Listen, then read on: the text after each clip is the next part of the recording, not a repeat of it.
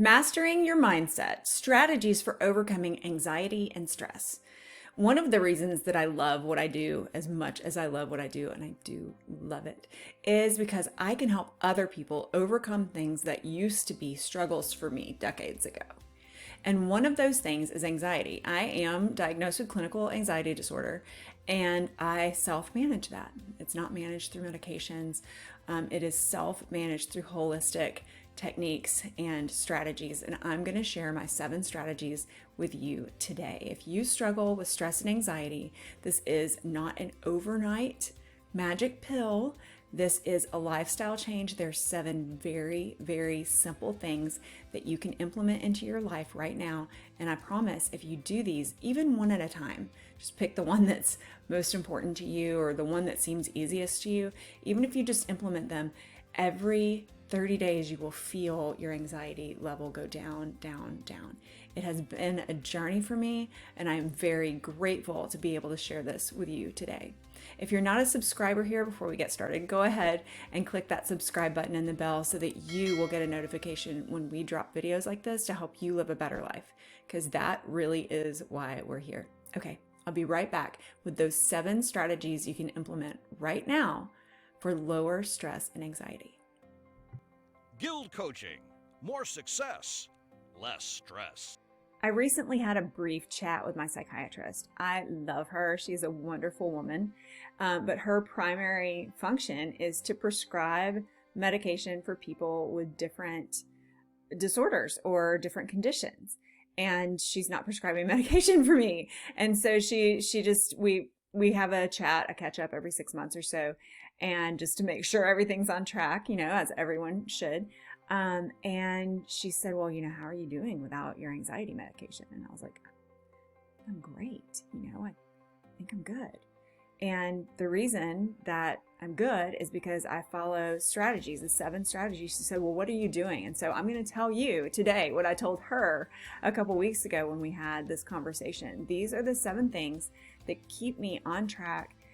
I did not go first before I get to them. I did not go off medication without her being part of the conversation. So I'm not saying stop taking your medication today and start these. Have a conversation with your medical provider, your personal doctor, before you make any changes to your medication. But after having that conversation with her, I did go off of medication years ago, and these are the 7 strategies that I implemented and am still practicing today. Get a pen and paper if you want to take some notes, or if you don't have access to that, or you're not somewhere where you can write things down, open up the comment section and you can take notes there. You can add this to your liked videos, and then you can go back and look at your comments. It's like a digital notepad.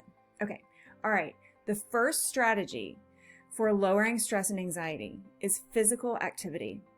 Now you might say, oh, I hate working out. Okay, I wish that you wouldn't use the word hate, but if you don't really love working out, find a way to be physically active that doesn't feel like working out. I do love working out now, but I didn't used to. And what kind of got me addicted to it was that I was really purposeful with finding fun workouts. I really like to dance, so I found dance workouts.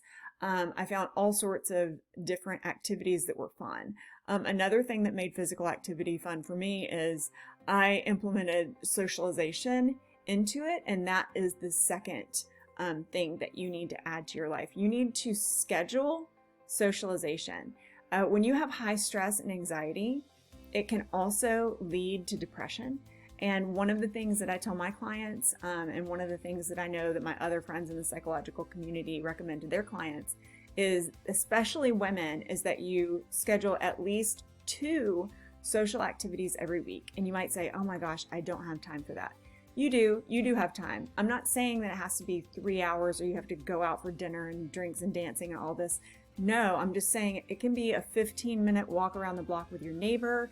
It can be something that simple. If that is a 15-minute walk around the block with your neighbor, you just hit the first 2 strategies: physical activity and socialization. We are creatures for community.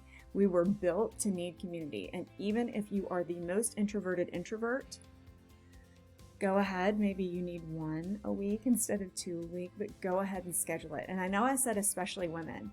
Women are actually a little bit better, generally speaking, at being intentionally social. So you need to be even more intentional about it. Really focused, intentional. You can go out to lunch with somebody, you can go play golf, whatever. It doesn't matter. Just be social, get around other people. When you're around other people, just take it easy.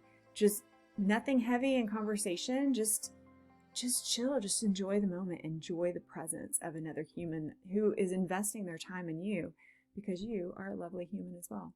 All right, strategy number 3. If you know me, you know this is coming.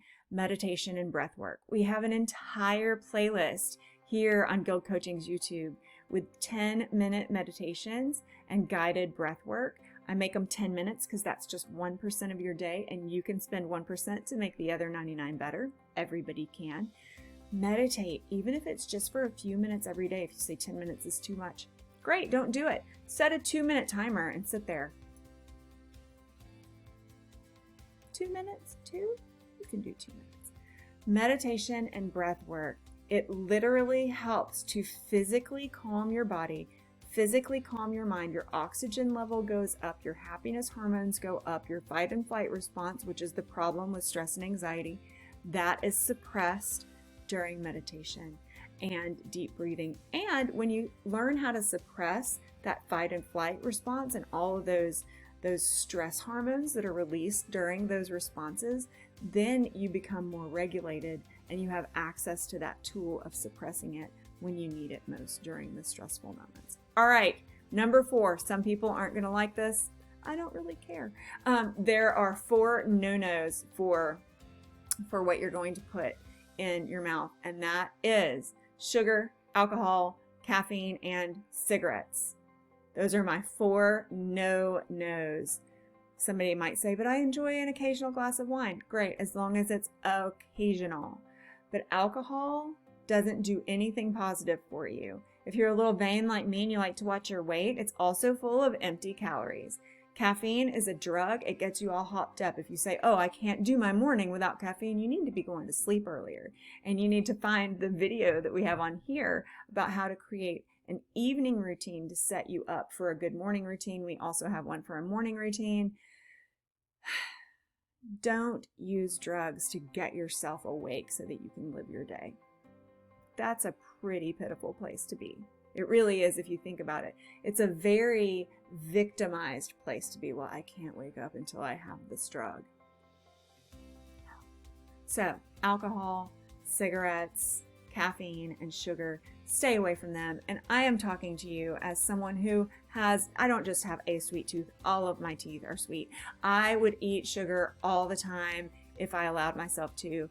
Just be disciplined and don't do it. Have it as an occasional treat instead of an all the time thing. And that brings me to my next point, which is nutrition.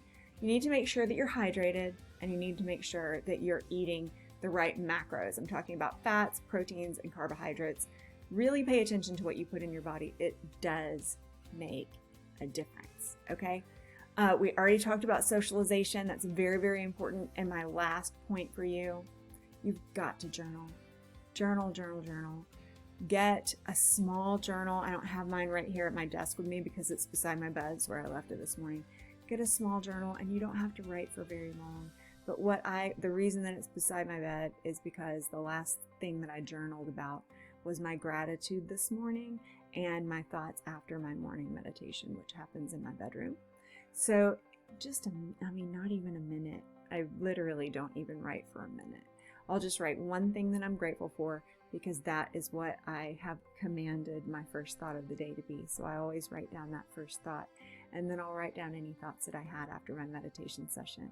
Journaling really helps you track the best parts of you, and it helps you to recognize the parts of you that aren't in the best part category so that you can alter them if you need to. And that in and of itself helps to reduce stress and anxiety. If you have any questions about any of this, or if I didn't go deep enough, I went pretty fast through those 7 points. So if you've got any questions about it, then please reach out to me. please let me know how I can help you or what questions that I can answer for you, because I am here to help.